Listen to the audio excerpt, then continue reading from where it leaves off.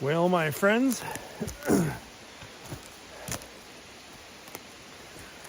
how's everybody doing today? I hope everybody's having a good day. Hope everybody's healthy.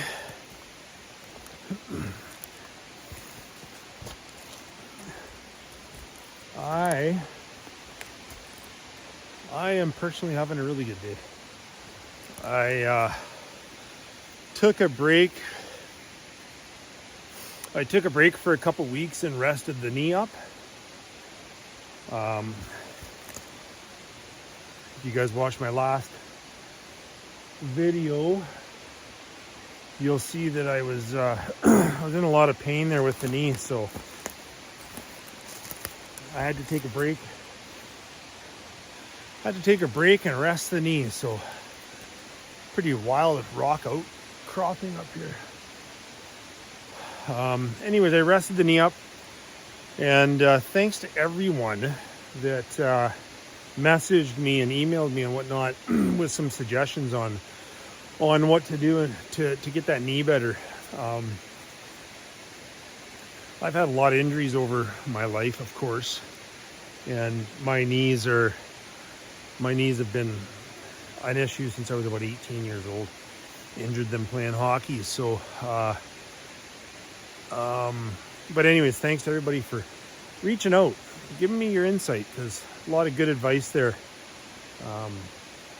The one that I really liked was, I believe it was Amar that messaged me and said, hey, my friend, take it easy on those knees. And he used the abbreviation RICE.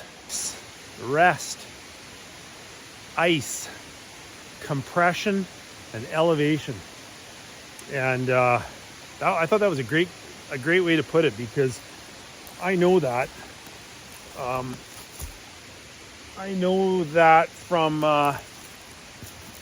years of playing hockey. That's how I originally injured my knees, was playing hockey when I was just a young fella of 18 years old. But yeah, I thought that was cool. So, thanks to everybody. Another good friend, loyal subscriber, said, mentioned cortisone, and I have had cortisone in my knees, and it does work. Doesn't last for very long for me, but it does work. So, but you know what? I just rested.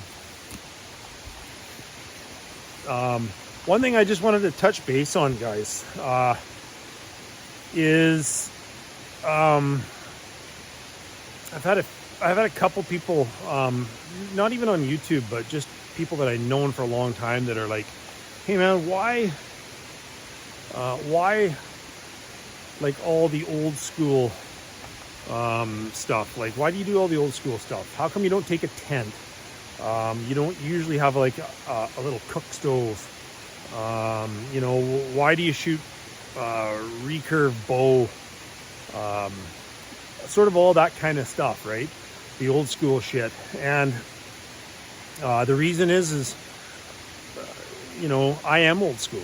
I love the old school method of doing things. I've always said my whole life that I was born 100 years too late. I should have been born in the 1800s, because that's, that kind of lifestyle, a pioneer lifestyle and all that shit just intrigues the hell out of me. I think it's unreal. So, and the other reason is, like, why practice the old school traditional methods and trapping and all that kind of stuff? Well, to be totally honest with you, I don't want to have to depend on anybody if push comes to shove, right? I don't want to have to I don't want to have to rely on a gun, or rely on man-made matches, or ammunition. Like, I don't want to have to rely on stuff that could possibly one day not be available to me, right?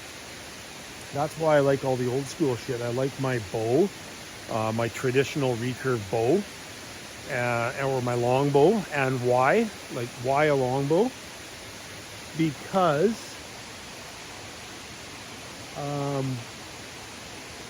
if need be, I could make one, and I've done it. I actually made a longbow out of a maple tree on my property. I took the core out of a maple. Keep looking behind me because I always do it. Anyways, I made a longbow, and I recorded it when I did my auditioning for Alone. I took a chunk of maple, cut the maple tree, took a chunk of the maple, and I actually hand carved a longbow from that maple. Maple is the best wood here where I live to make bows from, and I recorded the whole thing. And I don't have the footage anymore. I got rid of the footage. But I made the bow from start to finish just using a hatchet, a draw knife, and my knife. And I'm telling you something, that friggin' bow was awesome. I could shoot that bow 25, 30 yards and grouped at 8 inches, which is pretty cool. Took me about 2.5 to 3 hours to make that start to finish. Pretty rough. It didn't have any tempering or anything to it, but it worked. Like it had decent speed to it. I'm guessing it was probably around 40 to 45 pound draw weight, and it worked great. So anyways, back to my point, and I'm going to do another video on that. I'm going to do another video on making a homemade bow with nothing more than a hatchet and a knife and maybe a draw knife. And I'll record that and show it to you guys because it's a good skill to have. And that's my point. Okay?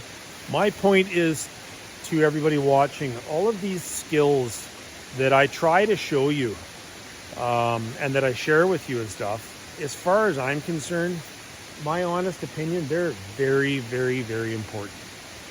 Because, and I'll just say this, okay? I'm not a doomsdayer. I'm not a prepper. I'm nothing like that. Not that there's anything against people that practice that. I just don't, okay? I believe in me and the skills that I have to survive, okay? And the skills that I've learned over the years and taught myself, and I keep refining those skills and practicing those skills because I believe, in my opinion, and it's just my opinion, you guys, I believe that sometime in the future, in my lifetime, the shit's going to hit the fan around the world. Maybe not around the world. I certainly believe it's going to happen here in Canada, and I honestly believe it's going to happen in North America, and I think it's going to happen all over the world. That shit's going to hit the fan, and I don't want to be reliant on man-made stuff. I don't want to be reliant on the government. If the government decides to take my ammunition away from me or my guns away from me or whatever, it'll be a cold day in hell that I ask the government for help. It ain't gonna happen. Put me in the ground before that happens. No, I'm gonna look after myself. I'll get my own food, whatever. I will look after myself and my family. I will make sure my family has food to eat. Okay, I can harvest animals with my bow, with my longbow. I've done it, okay? I can harvest animals with my bow and feed my family and look after myself, and the government can go fuck themselves. Okay? Won't talk politics, won't talk religion, but I honestly feel like shit's gonna go down one day.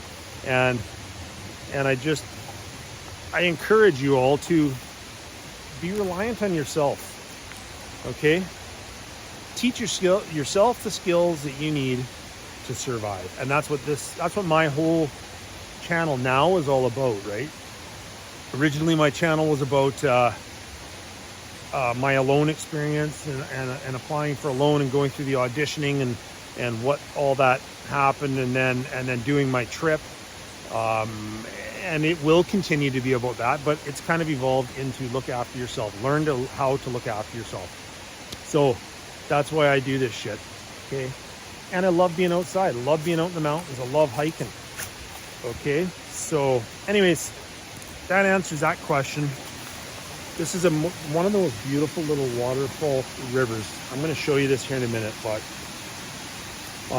learn these skills, man. One day could save your life. Okay?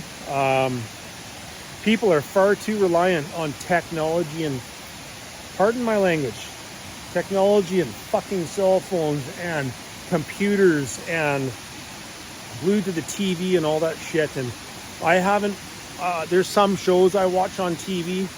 You know, I watch Mountain Men, I watch Alone, The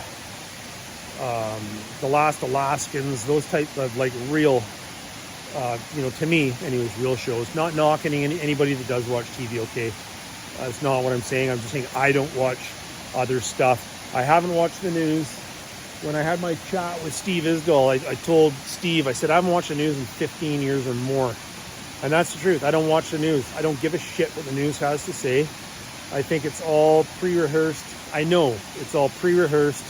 It's what they want you to hear, not what's truly going on. Some of it's, yeah, what's going on around the world. But when I used to watch the news with my wife, I found it friggin' depressing. And I quit watching it. I'm not ignorant to what's going on around the world. I look on the computer a little bit to find out, to keep myself informed, but I don't sit in front of the TV and watch the news. My wife turns the news on, I'm out of there. So the point of this whole blabber is to teach yourself and be able to rely on yourself, okay, to survive. The best tool that you can ever have is to rely on yourself. What do you think of this?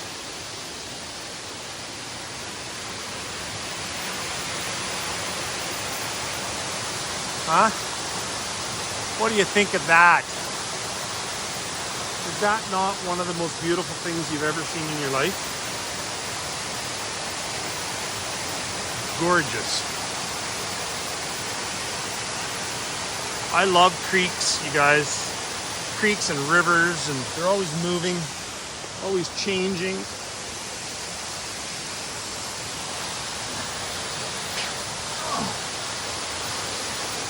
Always changing. That is friggin' beautiful, fresh, clean water.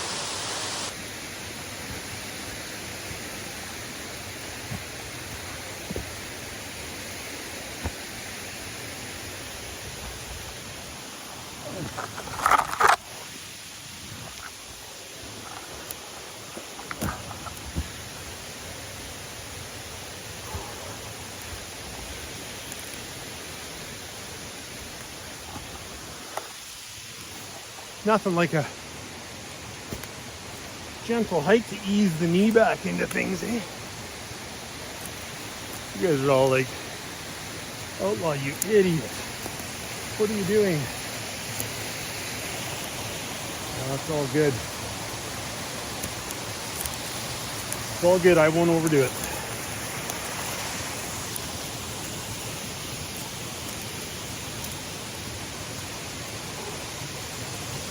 Deep country though, man, let me tell you.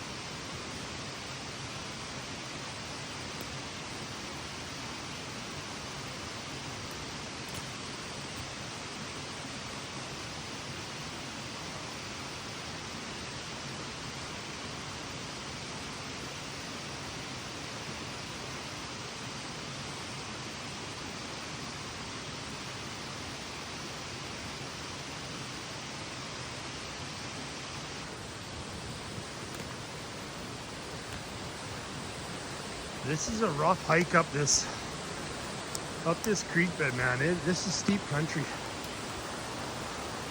There's another beautiful little waterfall. I think we'll go around. But yeah, this is steep country, boy, I'll tell you. This is all of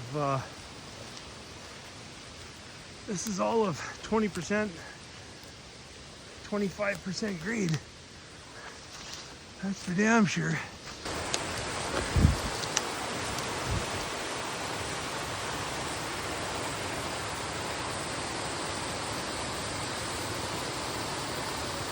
Pretty special.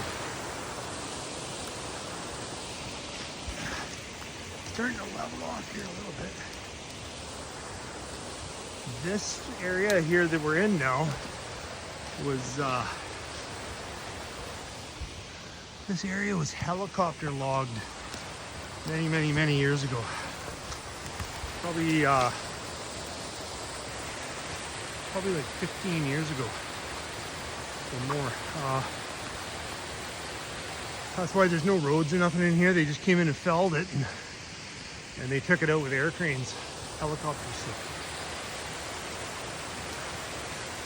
Let's get down to the creek and have a little drink.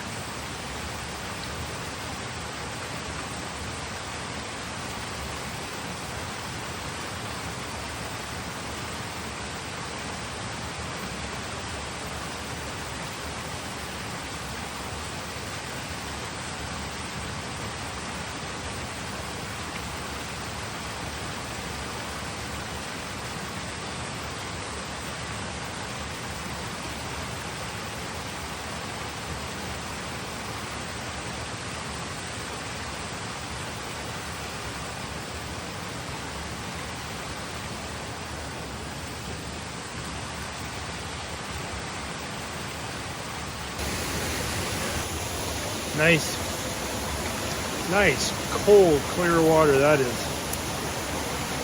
I know a bunch of you are probably going, "Outlaw, you idiot. Don't drink directly out of the creek." And I get it. I don't recommend it because that would be foolish of me to recommend you guys do that. But honestly, guys, I've drank out of these creeks my whole life. There's obviously some new areas that I go into, and if I'm in a new area, I don't always drink out of the creek without filtering or boiling. I have, I'm not gonna lie, I've done it, and knock on wood in my entire life. And I spent a lot of time in the woods in different areas, but in my entire life, I've only been sick one time. I only ever had Giardia once, and yeah, it sucks. It is frickin' horrible. Yeah. If you don't know what Giardia is, Google it. It's a parasite in the water, usually like from feces of an animal or a dead animal or whatever. And it's bad. Yeah, really bad. It gives you the shits. Let's just put it that way. Yeah. Anyways, it's happened once, so I don't recommend doing it, but I do it. Sorry. Done it my whole life. I'm not gonna stop now. Anyways, let's keep trucking up the trail here.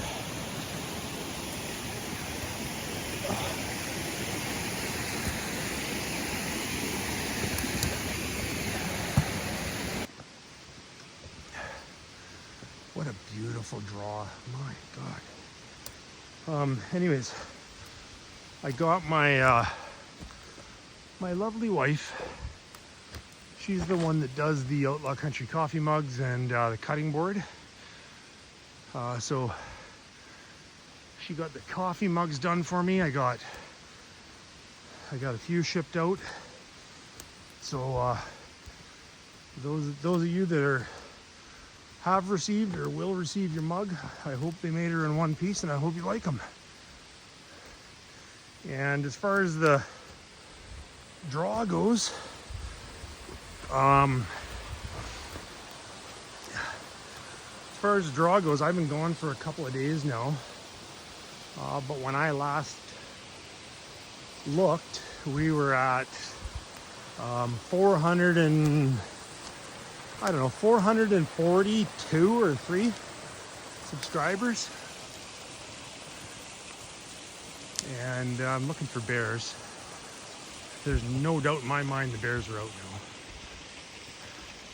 now. We were at 442 or 3 subscribers. And I said when we hit 450 that we are doing an Outlaw Country giveaway to show my thanks to all you awesome people. So I've gotten probably, I'd say, a dozen emails from people so far.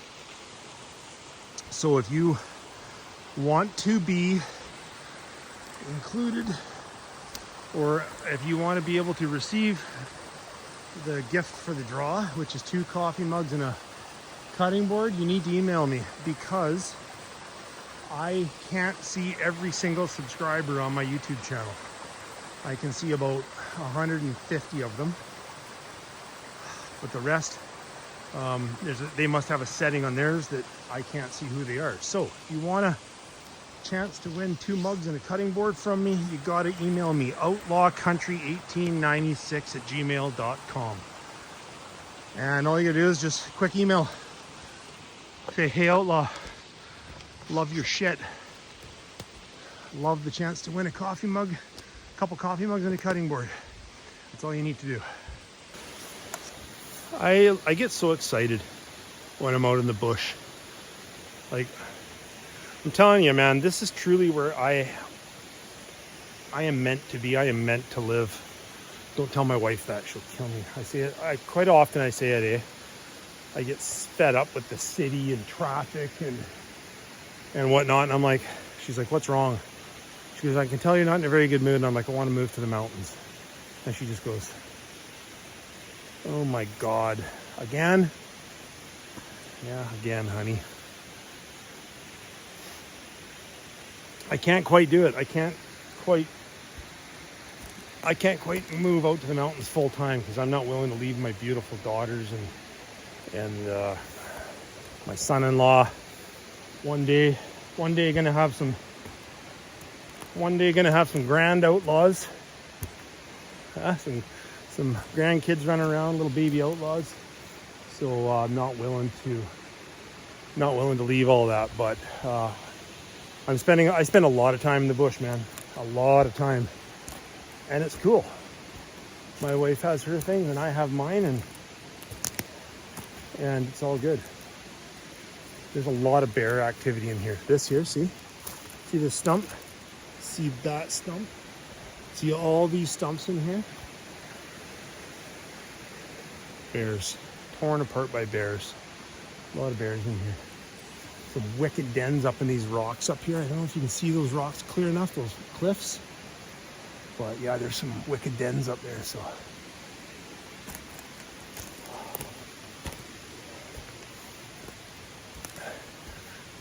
You know what? It's time. Maybe I should look at the camera once in a while instead of you guys looking at my frickin' back of my head, side of my head. I'm gonna turn the camera off. I'm gonna get to the top here, and then I'm gonna take a break. I got a couple things I want to show you guys, and we'll go from there. All right. I gotta tell you, I've always said I'll always be honest with you guys. And it's funny, just the other day, a few days ago, the weather really changed here. And obviously spring was right around the corner, and it was warm, man. It got up to like 16, 17 degrees during the day. And I said to my wife, I'm like, I just said, I fucking hate spring. And she looks at me and she goes, "Me too. It's depressing. Can't wait for winter to come again." Everybody thinks my wife, everybody thinks Mrs. Outlaw and I are weird because we're the opposite. Most people get like depressed when it's like when winter's coming, you know, like late fall or even like in like late winter, people get depressed because of the winter or whatever, and not us. Her and I we love the winter time, man. We hate spring. That's kind of funny. But anyways, I want to show you guys something. I want to show you guys something. I want to show you guys two things. Okay. The very first thing I'm going to show you.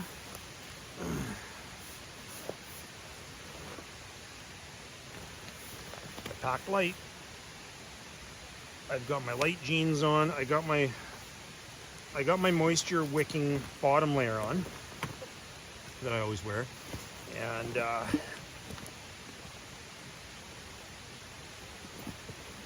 and my sweater, my jacket, and my tarp, and that's it. A little bit of grub, my pot. Got my essentials, right? Got my snare wire. Obviously, you know, springtime. I don't know about where you live, but here, springtime, there's no hunting here.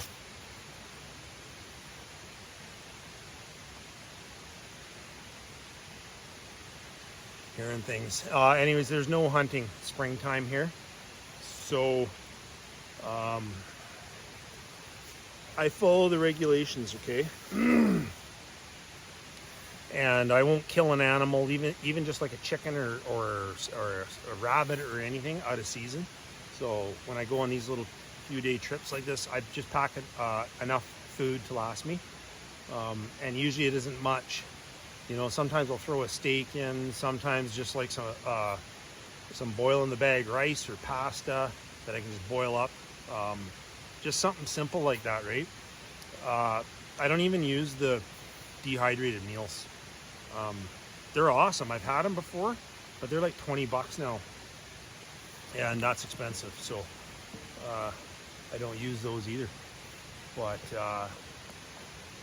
anyhow, I want to show you a couple of things. Okay, I always say, you know, you got to learn to use what's around you for lighting fires and all that kind of shit, and that's true. Okay, but I want to show you something with this paracord. Okay, the paracord, I have two types of paracord. I have a 5-strand paracord, which is what I would have had to take on a loan, is a 5-strand. Okay, this here is a 7-strand paracord. Okay, and this 7-strand paracord, I'm going to show you. I'm going to sacrifice a little bit of this. Got my nice Outlaw Country knife.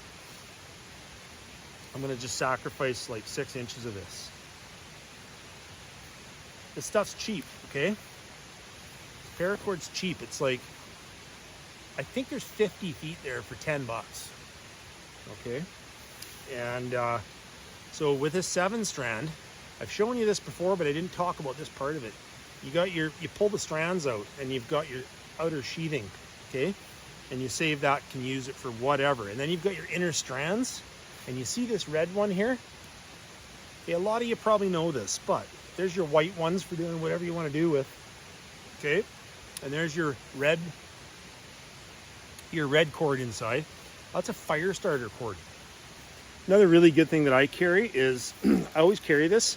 Very rarely do I ever use it, but it works really well if it's soaking wet. Okay, and I live in a rainforest, so it's always soaking wet. But all of these is little round, like makeup pad removers. Stole them from my wife. Sorry, hon. But anyways, you can use any kind of cotton swab, but I find these little makeup removers, they're great because they're little round discs, super thin, and you break them open, they're cotton fibers inside. But what I do is I put them in a Ziploc. I got, you know, I don't know, a couple of dozen of them here, and take those little makeup things and just get a jar of Vaseline. Okay, just normal Vaseline. And I'll show you here. Okay, and you can carry these with you in your pack, right? But you see that? See the Vaseline on there? And then see the nice fine fibers? Okay, so what you do, I'm gonna zoom you guys down onto the tin here, okay? And what you do is just break that open with your fingers a little bit more, just so that the fibers are nice and opened up, right? And then just hit that with your ferro rod. Look at that. Like just a couple of sparks, right? And that thing, away it goes, eh? And then, as I was showing you, what did I do with my wick that I had? Oh well, let's get another little piece here for you.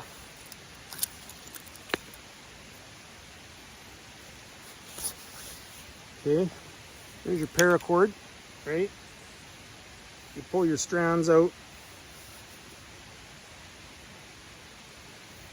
Okay, you take your red strand,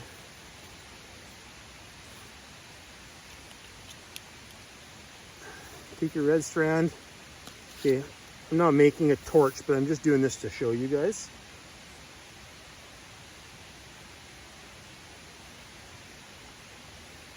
Right, see that red strand burning? And that'll burn for a long time as well, right? But that little cotton swab, I'm telling you, man, I've used them in the past. Like I say, I don't use them unless I absolutely have to. But you know, there's your little torch. If you do need some kind of little torch, you can wrap a bunch of that red paracord around a stick, give you a little bit of light or whatever. It'll burn for quite a long time. The cotton swab, unreal. Again, I only use those if I absolutely have to. Because if the world goes to shit, you can't buy cotton swabs or Vaseline, and that's the only way that you know how to light a fire, you're screwed. Right? As we keep climbing to the top here, I remember somewhere here there being a bear den in these rocks, but it's been a while since I've been in here.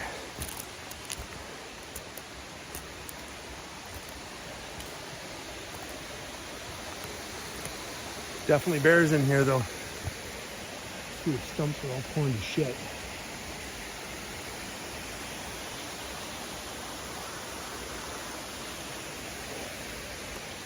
Okay, we'll keep motoring along here.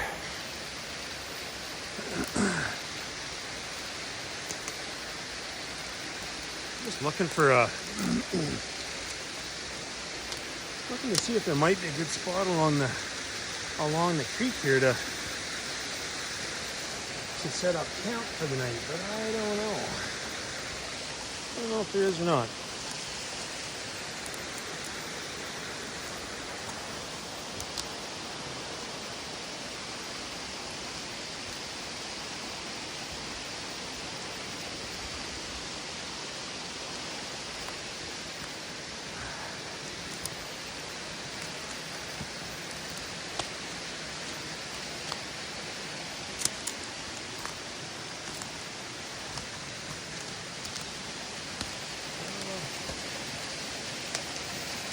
Pretty big rock outcropping here, but I don't think it's level underneath.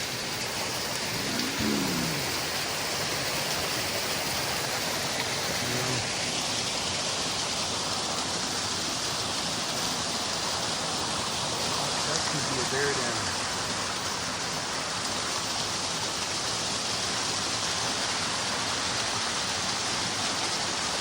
I'm not going to go near that. I have a bad feeling about that.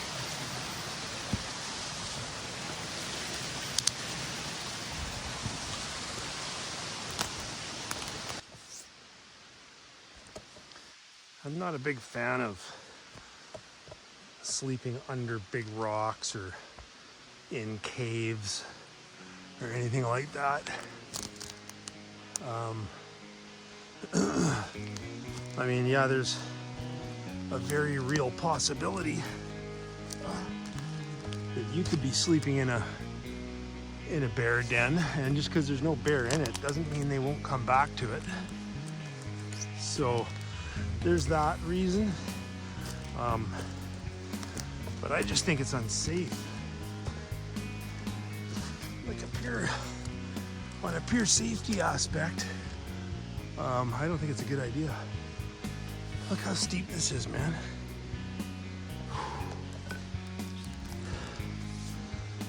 This is some steep country in here. Yeah, on a safety standpoint, you know, what if rocks let go, or like a cave in, or whatever?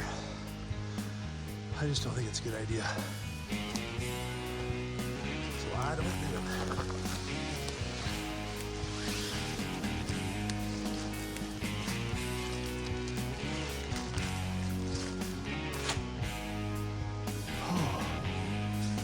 And this is where it kind of levels off up here.